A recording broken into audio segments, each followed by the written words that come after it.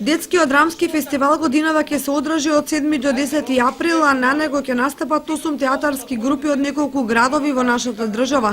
Фестивалот ќе го отвори представата Умна глава со театарската група при Основното училиште Крсте Петков Мисирков од Радовиш, а првиот ден ќе настапат и учениците од Основното училиште Страшо Пенџур од Соколарци, кои ќе играат Жената што го пукнала ѓаволот. Вториот ден на репертоарот се представите Лошата снаа од Основното училиште Гоце Делчев од Виница и Што се случува со нашите животи од Основното училиште Дедо Илјо Малешевски. Во среда театарската група при Основното училиште Синиша Стилов од Зрновци ќе игра Фалцот на змијата, а истиот ден учениците од Основното училиште Блаже Коневски Светот е полн со убавина. Последниот ден на фестивалот ќе настапат учениците од Основното училиште Свети Кирил и Методи од Македонска Каменица, кои ќе играат Животот не е бајка.